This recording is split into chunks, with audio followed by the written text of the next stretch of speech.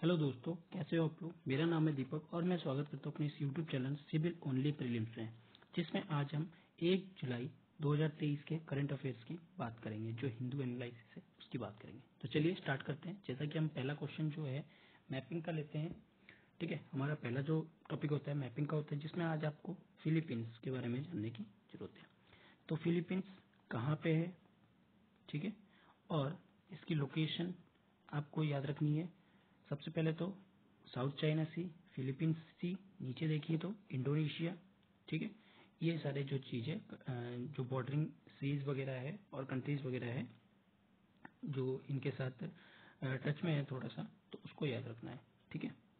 तो ये है इसकी मैपिंग फिलीपींस की। फिलीपींस अभी न्यूज में बनी हुई है। इंडिया और यूएस की, इंडिया और फिलीपींस की जो रिलेशन है वो भी मैं अभी आगे बात करूंगा, ठीक है। तो इसलिए फिलीपींस जो हो जाता है इंपॉर्टेंट हो जाता है। तो चलिए आगे बढ़ते हैं। सबसे पहला जो आर्टिकल है, IIT Kharagpur to develop tamper proof signalling system for Indian railway. देखिए क्या है, जो सिग्नल सिस्टम है, अभी आपने देखे 2 ट्रेन जो है कॉलिजन हुआ था 2 तारीख को, ठीक है। तो उसी के बेस पे एक टेम्पर प्रूफ सिग्नल सिस्टम को लाया गया है, ठीक है। इसमें पटरियों से रिलेटेड होता है, मतलब ट्रेन की जो पटरियां होती है उनमें ये सिग्नल जो होती है पहले से फिट की जाती है, ठीक है, जिससे कि ट्रेन पे कोई कंट्रोल ना करे। अब अगर इसकी बात करें तो ये हमारा किसने डेवलप किया है, आईआईटी खड़गपुर ने, ठीक है, आईआईटी खड़गपुर ने। और ये जो टेम्पर प्रूफ सिग्नल है ये किससे रिलेटेड है, ब्लॉकचेन से। किससे, आपके ब्लॉकचेन, ठीक है। जिससे ब्लॉकचेन क्या करता है, ये रिकॉर्डिंग करता है इंफॉर्मेशन को, जो जिससे कि ये टेम्पर्ड ना हो, खराब ना हो, हैक ना हो और कोई इसको मैनिपुलेट ना कर ले। इसके वजह से क्या हो जाता है, ये इंपॉर्टेंट हो जाता है ब्लॉकचेन टेक्नोलॉजी। अगर पूछा जाए आपसे ब्लॉकचेन टेक्नोलॉजी जो इसमें लेके आया गया है तो कौन सा है, टेम्पर प्रूफ सिग्नलिंग सिस्टम, ठीक है, जो किस पे बेस है, ब्लॉकचेन टेक्नोलॉजी पे। ये हमारा एक नई सिस्टम है जिसको, जो पहले होती थी ना, पहले ब्लैक बॉक्स होती थी।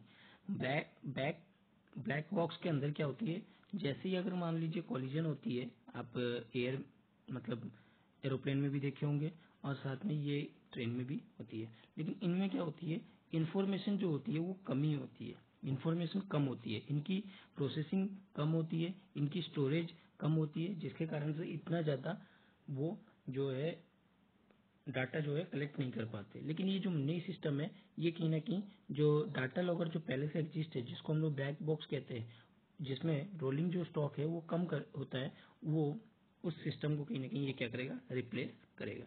अगर हम इसके सिग्निफिकेंस की बात करें, ये सिस्टम क्या प्रोवाइड करता है, इनहेंस डाटा इंटीग्रिटी को, ठीक है, ट्रांसपेरेंसी को और सिक्योरिटी को, ठीक है। ये हमारे डाटा जितने भी है उसकी इंटीग्रिटी, ट्रांसपेरेंसी और सिक्योरिटी के बारे में हमें अवेयर कराता है। अगर हम इसकी बात की जाए, इसमें डाटा शेयरिंग जो होता है बिल्कुल सिक्योर तरीके से होता है, किसके बीच में, स्टेक होल्डर के बीच में, ऑटोमेटेड प्रोसेस के बीच में, जिससे कि स्मार्ट कॉन्ट्रैक्ट हो और जिससे टेम्पर विडेंट ऑडिट ट्रेल जो है वो भी आसानी से हो जाए। अगर डाटा सिक्योर तरीके से होगा तो उसको कोई अगर कंट्रोल करने वाला नहीं होगा तो क्या होगा, इससे जो एक्चुअल कंट्रोल करने वाले लोग हैं कि हमें ट्रेन को किस तरह भेजना है, किस तरफ नहीं भेजना है, तो उसकी पूरी डिटेल जो है रहेगी इसमें। और ये एक तरह का ऑटोमेटेड प्रोसेस होगा स्मार्ट कॉन्ट्रैक्ट के साथ, ठीक है। अगर हम बात करें जो नई ब्लॉक टेक्नोलॉजी सिस्टम है उसकी लिमिटेशन जो है वो क्या करेगी, लिमिटेशन मतलब इसकी थोड़ी ज़्यादा है, ठीक है। जैसे पहले मैंने बताया था जो आपकी ब्लैक बॉक्स है उसकी लिमिटेशन जो थी वो क्या थी, जैसे स्टोरेज डाटा है उसको कहीं ना कहीं कम कर पाता है, लेकिन यहाँ पे ब्लॉक क्रिप्टोग्राफी का इस्तेमाल कर रहे हैं, ठीक है। क्रिप्टोग्राफी का इस्तेमाल करके हम लोग डाटा को जो है, स्टोरिंग डाटा को डिस्ट्रीब्यूटेड कर सकते हैं, ठीक है। इसमें नुकसान भी नहीं होगा। चलिए आगे बढ़ते हैं। अगला है इंडिया का largest radio telescope play vital role in detecting universe vibration. क्या बताया जा रहा है, इंडिया की, ये देख सकते हैं आप लोग इसकी तस्वीर को, जो सबसे बड़ी रेडियो टेलीस्कोप है, ठीक है, जिसको जो कि यूनिवर्स में जो वाइब्रेट होती है उसको डिटेक्ट करने में हेल्पफुल है। यूनिवर्स के अंदर जो वाइब्रेशंस होती है वगैरह, जो भी हल्की हल्की वाइब्रेशन होती है, उनको डिटेक्ट करने में हेल्पफुल होती है। ठीक है, जिसका नाम दिया गया है India giant metre wave radio telescope. ठीक है, जो है वर्ल्ड का 6th लार्ज टेलीस्कोप है, जो कि बहुत इंपॉर्टेंट रोल जो है प्ले करने वाला है, जिससे कि हमें एविडेंस जो है ग्रेविटेशनल वेव्स की वो पल्सर के ऑब्जर्वेशन से हमें मिल सकती है। चलिए इसके बारे में जान लेते हैं। क्या बताया जा रहा है, एक इंटरनेशनल टीम ऑफ एस्ट्रोनॉमर ने ये अनाउंस किया कि जो साइंटिफिक एविडेंस है वो कंफर्म किया जा सकता है प्रेजेंस ऑफ ग्रेविटेशनल वेव, यानी कि जो बाहर में ये अर्थ है, अर्थ के बाहर में जो ग्रेविटेशनल वेव होते हैं, ठीक है, उन वेव को क्या है यहाँ पे कैच कर लिया जाता है। ठीक है, और इनके यूजर किया जाता है इनके पल्सर ऑब्जर्वेशन को। ठीक है, जिससे कि वहाँ की जो इंफॉर्मेशन है वो आसानी से हमें पता लग सके। इंडिया की जो giant metre wave radio telescope, इसका नाम याद रखना GMRT, giant metre wave radio telescope, world की 6ठी सबसे बड़ी टेलीस्कोप है, जो कि हमारी इस तरह की सुरागों को प्रोवाइड करने में हेल्पफुल करती है। अगर giant metre wave radio telescope की बात करें, ये लो फ्रिक्वेंसी रेडियो टेलीस्कोप है। ठीक है, हेल्प करती है इन्वेस्टिगेट करने में बहुत सारे रेडियो और एस्ट्रोफिजिक्स प्रॉब्लम को, जो इसके सोलर सिस्टम के हमारे जो नियर बाय में जो भी हलचल वगैरह होती है यूनिवर्स में, उसको कहीं ना कहीं यह ऑब्जर्व करता है। इसमें बात की जाए 30 जो है dish type steerable dish type antenna है, जो हर एक क्या है 45 मीटर के डायमीटर में है और 25 किलोमीटर की रेंज में जो है रीजन में जो है वो फैला हुआ है। ठीक है, अगर बात की जाए, ये वर्ल्ड की लार्जेस्ट रेडियो टेलीस्कोप है, जो ऑपरेट करता है किस पे, मीटर वेवलेंथ पे। ठीक है, चलिए आगे बात करते हैं। 2 स्टडी जो है इसमें पब्लिश किए गए। पहला है रेडियो एस्ट्रोनोमर, जो रिप्रेजेंट करता है इंडियन पल्सर टाइम एरी को, दूसरा यूरोपियन पल्सर टाइम एरी को।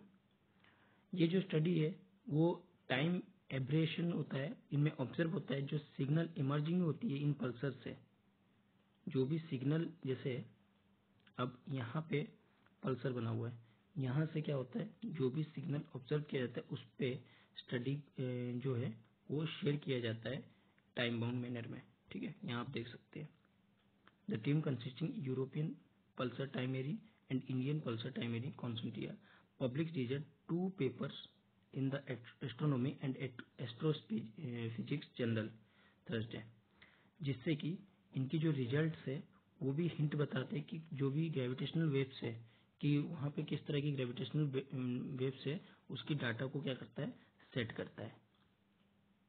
ठीक है, पल्सर जो है, pulsar are type of rapid rotation neutron stars, जो कि एसेंशियल है, जिससे कि इम्बर्स होती है dead star which present in our, जो हमारी गैलेक्सी में प्रेजेंट है। अगर पल्सर की बात की जाए, एक कॉस्मिक लाइट हाउस है जो एमिट करती है रेडियो बीम्स की तरह और फ्लैश होती है अर्थ में रेगुलरली। ठीक है, अगर आप हार्बर लाइट हाउस की तरफ जाएं तो उस तरह की फ्लैश होती है ये। चलिए आगे बात करते हैं। आपको बस क्या याद रखनी है इसमें, इंडिया की लार्जेस्ट रेडियो टेलीस्कोप। ठीक है, इसकी थोड़ी सी आपको जानकारी रखनी चाहिए, ये वाली बस, low frequency investigation radio astro physical problem, और 30 fully dish type antenna 45 metre के, और सबसे बड़ी वर्ल्ड की लार्जेस्ट रेडियो टेलीस्कोप है। बस इतनी चीजें और इसके नाम। चलिए आगे बात करते हैं। जैसे कि मैंने बताया था इंडिया फिलीपींस की बात करेंगे, तो इंडिया फिलीपींस पार्टनरशिप क्या बताया जा रहा है यहाँ पे, बताया जा रहा है कि India Philippines to explore scope of joint sails patrols to boost defence partnership. क्या बताया जा रहा है कि अगर इंडिया और फिलीपींस साथ में आए इंडियन ओशियन में, तो ये क्या कर सकते हैं, सेल्स को बढ़ा सकते हैं, पेट्रोलिंग कर सकते हैं। पेट्रोलिंग का कहाँ पे, आपके इंडियन ओशन में, जिससे कि इनकी रिलेशन जो होगी वो और बेटर होगी। ठीक है, जो इन्होंने जॉइंट स्टेटमेंट कहाँ पे दिया था, 5th meeting of joint commission, ठीक है, यहाँ पे दिया था जहां इन्होंने बात की कि भैया हम अपने डिफेंस पार्टनरशिप को इंक्रीज करेंगे, ठीक है। तो ये चीज बता रहे। अगर हम यहाँ पे इनके डिफेंस कॉर्पोरेशन की बात करें, इसको थोड़ा इरेज कर देते हैं।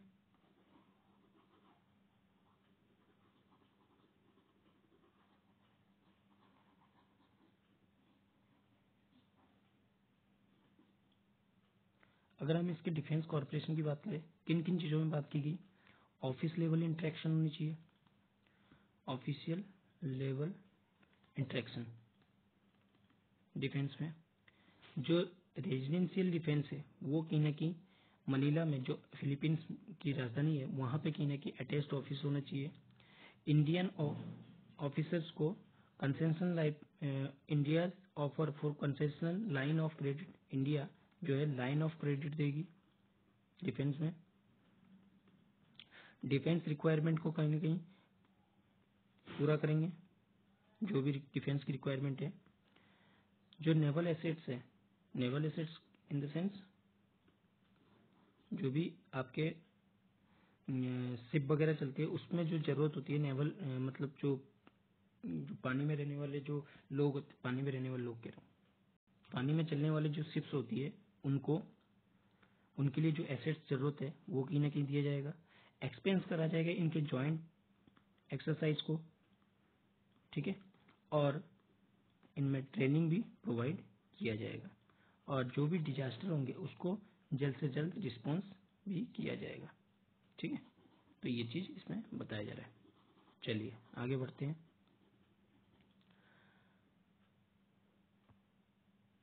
आगे बात करते हैं operation open market sale scheme, OMSS क्या है। देखिए ओपन मार्केट, सबसे पहले तो ओपन मार्केट सेल जो होती है क्या होती है, आप गवर्नमेंट क्या करती है, अगर उसके पास वीट को देख रहा है मार्केट में कम है तो वो ओपन मार्केट सेल स्कीम का अनाउंस करती है, और वीट को जो ज्यादातर होता है वीट ही होता है, और इस बार वीट और राइस दोनों को ऐड किया गया है, ठीक है। जिससे टाइम टू टाइम पे क्या किया जाता है, जो सरप्लस फ्रूट्स होती है ग्रेन्स की, उसको क्या करता है वो सेंटर पूल से निकाल के जो आपके स्टेट्स होते हैं उनको ओपन मार्केट सेल स्कीम के थ्रू बांटता है, ठीक है। और इसमें ट्रेडर होते हैं, बहुत सारे कंज्यूमर होते हैं, रिटेल चेन बनी होती है, ठीक है, जो प्री डिटर्मिनेट प्राइस पे क्या करती है, इनको प्रोवाइड कराती है।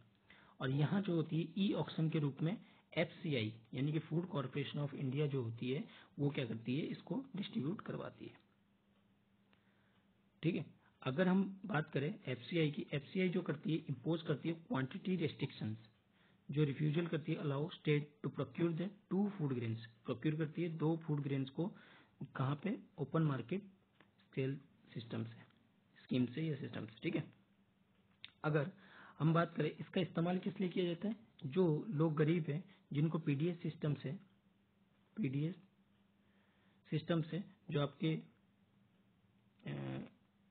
खाना मिलता है यानी फूड जो है डिस्ट्रीब्यूट किया जाता है, उनको सिक्योर करने के लिए, यानी कि जो स्टेट गवर्नमेंट होता है वो पीडीएस सिस्टम के थ्रू, यानी कि जो लोगों को बांटते, राशन बांटते हैं, उनके थ्रू उनको बांटने के लिए ये ओपन मार्केट सेल स्कीम से अपनी जितनी भी रिक्वायरमेंट होती है वो क्या करते हैं, बाय करते हैं सेंटर की पूल से, ठीक है।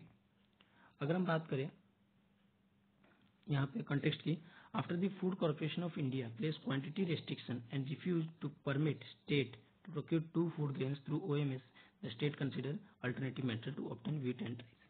क्या हुआ इस टाइम पे, फूड कॉर्पोरेशन ऑफ इंडिया ने क्या किया, भैया कहा कि हम OMSS के थ्रू डिस्ट्रीब्यूट नहीं करेंगे।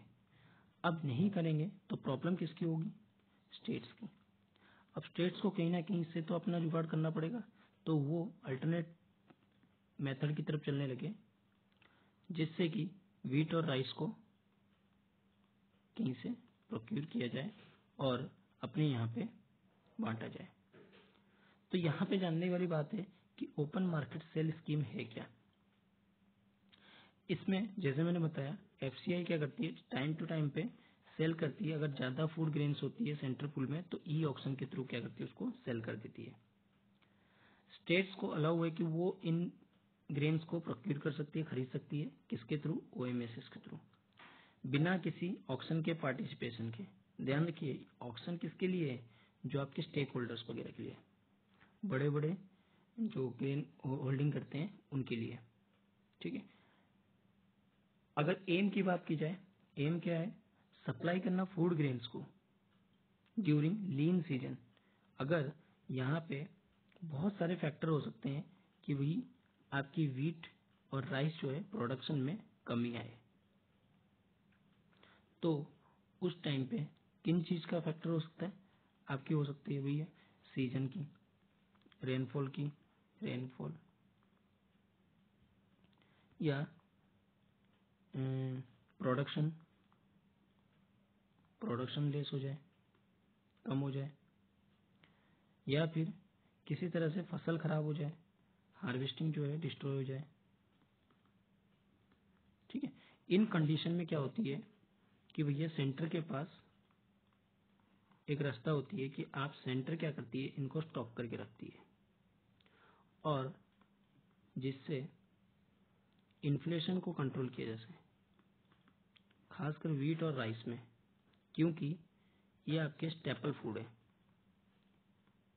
ठीक है, तो जिसके कारण से ये क्या करती है, गवर्नमेंट क्या करती है, अपनी सेंटर की पूल से जब जरूरत पड़ती है तो वहां से वो निकाल के स्टेट की तरफ बांटना है या फिर स्टेक होल्डर को देता है, जिससे कि महंगाई जो है वो कंट्रोल में रहे। अगर हम फूड कॉर्पोरेशन ऑफ इंडिया की बात करें, एक स्टैट्यूटरी बॉडी है जो सेटअप किया गया था 1965 में, किसके थ्रू, कॉर्पोरेशन फूड एक्ट 1964 के अंडर में। ये ministry of consumer affairs, food public distribution में आता है। अगर बात करें, ये 3 बेसिस ऑब्जेक्ट पे काम करता है, बेसिक ऑब्जेक्ट पे काम करता है। पहला है प्रोवाइड करना effective price support to farmer, farmer को प्राइस सपोर्ट प्रोवाइड करना, प्रोक्योर करना और सप्लाई करना फूड ग्रेन्स को, किसमें, पीडीएस सिस्टम से, जिससे कि लोगों को जो है वल्नरेबल सेक्शन है, जो सोसाइटी है, उनको इकोनॉमिक तौर पे सब्सिडी मिल सके या फिर कम रेट में इनको मिल सके। ये रिजर्व करता है स्टेबलाइज मार्केट को, जिससे कि जो बेसिक फूड ग्रेन्स है, जिससे कि क्या हो, इन्फ्लेशन जो है वो ना हो। इन्फ्लेशन किन चीजों में, बेसिक फूड ग्रेन्स यानी कि राइस और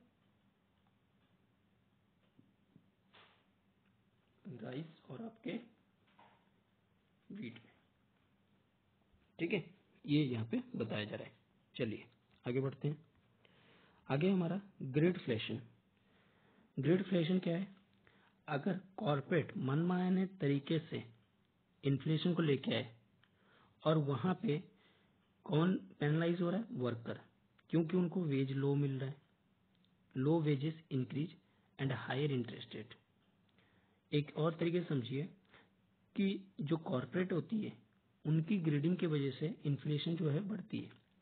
अगर सपोज कीजिए कि एक प्रोडक्ट बन रहा है और वो मार्केट में आके 100 रुपए में बिक रहा है, ठीक है, 100 रुपए में बिक रहा है, लेकिन इसकी एक्चुअली दाम 100 रुपए नहीं है, ये क्या है, 40 रुपए की है। लेकिन इन कॉर्पोरेट ने क्या किया, इस चीज को और ज्यादा महंगा कर दिया। इन्होंने कह दिया नहीं, हम 70 रुपए में बेचेंगे, क्योंकि हमें, इन्होंने क्या किया, अलग अलग तरीके से रिक्वायरमेंट को दिखा दिया कि हमें इतना इतना पड़ रहा है तो हम इसको 70 रुपए में बेचेंगे। तो पहले जो 40 रुपए में बेच रहा था अब वो 70 में बिक रहा है, तो इसका मतलब 30% का इजाफा हुआ है, 30 रुपए का इजाफा हुआ है। 30 रुपए का जो इजाफा हुआ है वो सीधा किस पे पड़ता है, इफेक्ट पड़ता है जो कंज्यूमर होते हैं, और उनके वजह से क्या होती है, जो वेजेस होती है वो भी कम होती है और हायर इंटरेस्ट जो है वर्कर को झेलनी पड़ती है। और ये किस वजह से होता है, the inflation and high price is not driven economic flow but corporate grid की वजह से होता है। इन्फ्लेशन जो और जो हाई प्राइस होता है वो इकोनॉमिक फ्लो की वजह से नहीं होता है, कॉर्पोरेट की लालच की वजह से होता है। तो इसको हम लोग क्या कहते हैं, ग्रीडफ्लेशन। चलिए आगे बढ़ते हैं। एक्सरसाइज तरंग शक्ति कौन कंडक्ट करता है, इंडियन एयरफोर्स करता है, ठीक है, इसको होस्ट करता है। और मल्टीलेटरल एयरफोर्स एक्सरसाइज है, कैसा है, मल्टीलेटरल एयरफोर्स एक्सरसाइज। ठीक है। एक्सरसाइज तरंग शक्ति, तरंग शक्ति, तरंग शक्ति ध्यान रखना एयरफोर्स करवाती है, ठीक है, एयरफोर्स कराती है और मल्टीलेटरल एयर एक्सरसाइज है। चलिए आगे बढ़ते हैं। एनर्जी ट्रांजिशन इंडेक्स कौन रिलीज करता है? सबसे पहले तो बात करें तो world economic forum, world economic forum इसको क्या करता है? रिलीज करता है, ठीक है। अगर बात की जाए स्टूडेंट जो है अभी टॉप लिस्ट पे, इंडिया की रैंक जो है 60 आउट ऑफ 120 कंट्रीज है। केवल 55 कंट्रीज है जिसमें इंडिया को भी मिला के जो इम्प्रूवमेंट कर रही है इनके स्कोर्स में, ठीक है। बस इतने जानने की जरूरत है। चलिए आगे बढ़ते हैं। National sickle cell anaemia elimination mission क्या है? देखिए ये होता है नॉर्मल ब्लड सेल, ये होता है आपके sickle cell red blood cell, ठीक है। यानी कि ब्लड सेल अगर अपनी शेप को चेंज कर ले, ठीक है, क्रिसेंट फॉर्म में आ जाए तो उसको हम लोग क्या कहेंगे? उसको आप कहेंगे कि वो एनीमिया का शिकार है, ठीक है। चलिए जान लेते हैं। जो मिशन है प्रोवाइड क्या करता है? अभी ये सिकल सेल एनीमिया जो अभियान हमारा भी चल रहा है उसमें हम लोग क्या देख रहे हैं कि जो मिशन है प्रोवाइड करता है अफोर्डेबल एंड एक्सेसिबल केयर, किसकी? सिकल सेल डिजीज की पेशेंट्स की। अगर इसमें क्या बताया जा रहा है? एलिमिनेट करना सिकल सेल डिजीज को पब्लिक हेल्थ प्रॉब्लम से, कब तक? 2047 तक हमने टारगेट लिया है। 3 पिलर की स्ट्रेटेजी पे काम करता है, हेल्थ प्रमोशन करना, प्रिवेंशन करना, होलिस्टिक मैनेजमेंट करना। अगर इसकी बेनिफिशियरी की बात करें, entire population from 0 to 18 year of the age, इनको ज्यादा होता है इसीलिए। प्रोग्राम जो चलाया गया है प्रधानमंत्री सुरक्षित मातृ अभियान, जो नेशनल हेल्थ मिशन के अंडर में चलाया गया है। सिकल सेल डिजीज की बात करें तो ये टाइप ऑफ हीमोग्लोबिन डिसऑर्डर है जो इनहेरेंट होती है ब्लड डिजीज में, और ये अपनी ब्लड मॉडिफाई कर देती है रेड ब्लड सेल को, जैसे मैंने ऊपर दिखाया, ठीक है। चलिए आगे बात करते हैं। नेशनल रिसर्च फाउंडेशन बिल, यहाँ पे कैबिनेट ने अप्रूव दे दिया है कि भैया आप नेशनल रिसर्च फाउंडेशन बिल को ला सकते हैं पार्लियामेंट में, जिससे कि रिसर्च एंड डेवलपमेंट जो इकोसिस्टम है वो कहीं ना कहीं कंट्री में स्ट्रेंथ होगी। अब देखिए रिसर्च एंड डेवलपमेंट आने से क्या होगी? रिसर्च और डेवलपमेंट अगर आप लेके आते हो तो कहीं ना कहीं आपकी जो जीडीपी है वो ग्रोथ करेगी, क्योंकि इनोवेशन सेक्टर को एक नई रास्ता मिलेगी, वे मिलेगा, ठीक है। बहुत सारे एंटरप्रेन्योरशिप आना स्टार्ट होंगे, लोग क्या होंगे? लोग क्या है और ज्यादा रिसर्च में जुड़ेंगे, रिसर्च एंड डेवलपमेंट में, जिससे नई नई डेवलपमेंट जो है इंडिया में होना स्टार्ट होगा, ठीक है। तो इतना फायदा है। अगर इसकी बात की जाए कमी की तो कहीं ना कहीं फंड की जो है यहाँ कमी है, फंड पे काम करना पड़ेगा हमें। रिसर्च एंड डेवलपमेंट की शुरुआत जो है कहीं ना कहीं से तो करनी पड़ेगी, तो उसको कहीं ना कहीं एक स्ट्रक्चरल फॉर्म देना पड़ेगा, ठीक है, जिससे कि बाकी चीजों में बेनिफिट मिल सके। इसके सिग्निफिकेंस की बात करें, प्रमोट होगा रिसर्च एंड डेवलपमेंट का, रिसर्च एंड इनोवेशन काम आएगा, कोलैबोरेशन होगा किसके बीच में? इंडस्ट्री एकेडमी और गवर्नमेंट डिपार्टमेंट के बीच में, पार्टिसिपेशन और कंट्रीब्यूशन जो होगा इंडस्ट्री का वो इंक्रीज होगा। अगर हम इसके स्ट्रक्चर की बात करें, ये एपेक्स बॉडी है जो एडमिनिस्ट्रेटिव डिपार्टमेंट और department of science and technology के अंदर काम करता है। पीएम एक्स ऑफिशियो प्रेसिडेंट होते हैं इसके बोर्ड के। अगर यूनियन मिनिस्टर ऑफ साइंस और टेक्नोलॉजी और यूनियन मिनिस्ट्री एजुकेशन जो होते हैं वो वाइस प्रेसिडेंट होते हैं, एक्स ऑफिशियो वाइस प्रेसिडेंट होते हैं। बिल किसको रिपेल कर रहा है? साइंस इंजीनियरिंग रिसर्च बोर्ड को जो सर्व है उसको कहीं ना कहीं ये बिल रिप्लेस करके नया बिल को लाया गया, ठीक है। तो आज के लिए बस इतना ही। आई होप कि आपको ये लेक्चर जो है क्लियर हो गया होगा, ठीक है। अगर इस लेक्चर को अच्छा लगा है तो इसको लाइक कीजिए, शेयर कीजिए और आप सब्सक्राइब कीजिए ना भूलिएगा। Thank you.